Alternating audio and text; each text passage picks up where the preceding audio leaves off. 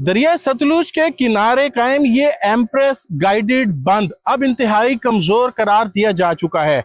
ये railway track, इसकी तामीर का मकसद यही था कि बड़े बड़े पत्थर यहाँ पर लाए जाएं और इस बंद को मजबूत किया जाए। इस एम्प्रेस बंद के कयाम का मकसद, इसकी तामीर का मकसद हाई फ्लड से शहरी आबादी को बचाना था। मगर अब इस बंद पे बड़े बड़े गड्ढे पड़ चुके हैं और जो पत्थर हैं उनकी क्वांटिटी भी बहुत कम हो चुकी है। दूसरी जानिब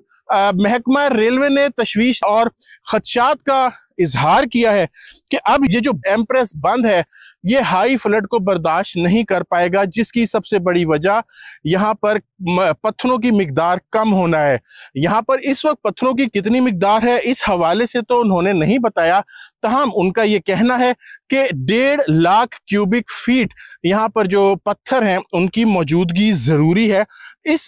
जो गाइडेड ब्रिज है इसका मकसद ये था कि जो फ्लड, हाई फ्लड है उसको रोकना, उसके जोर को तोड़ना और शहरी आबादी को फ्लड से महफूज करना।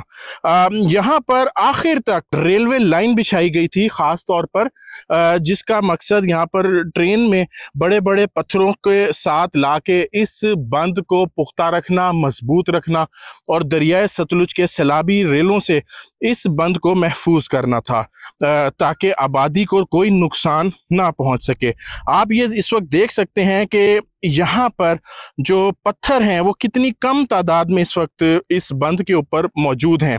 ये एम्प्रेस गाइडेड बंद के पीछे इरिगेशन बंद है, जहां तक इस वक्त सैलाबी पानी दरिया सतलुज का पहुंच चुका है। इन केस अगर यहाँ पर 2.5 लाख से ज़्यादा फ्लड आता है या यहाँ पर हाई फ्लडिंग की सूरत हाल पैदा होती है तो ये खदशात का इजहार महकमा रेलवे कर चुका है कि ये बंद जो है ये इसके टूटने का खदशा भी है और बड़े पैमाने पर नुकसान का अंदेशा है, क्योंकि अगर ये बंद टूटता है तो पानी शहरी आबादी में दाखिल हो सकता है। अगर आपको दिखाएं हम कि एक तरफ ये एम्प्रेस ब्रिज है, रेलवे का बड़ा कदीमी ब्रिज है दरिया सतलुज पर, दूसरी जानिब यहाँ पर ये दोनों पुल, ये बंद और यहाँ पर जो इरिगेशन का बंद मौजूद है और दूसरी तरफ वसी पैमाने पर जो मुल्हिका आबादियाँ हैं वो मौजूद हैं। अगर किसी भी सूरत में, किसी भी खदशात की सूरत में, हाई फ्लडिंग की सूरत में यहाँ पर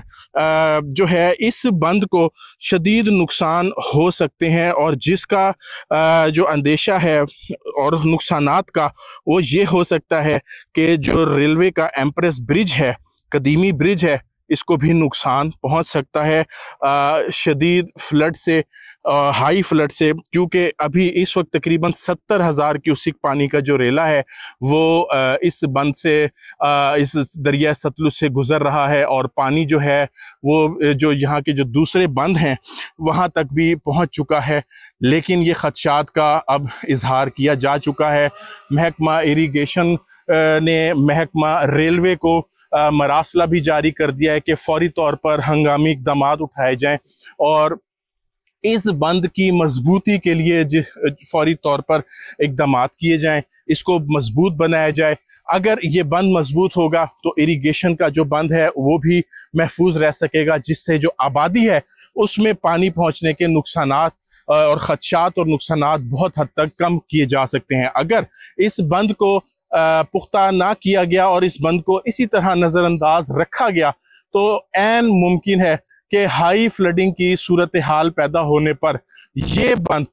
सैलाबी रेले को आबादी में पहुंचने से ना रोक सके।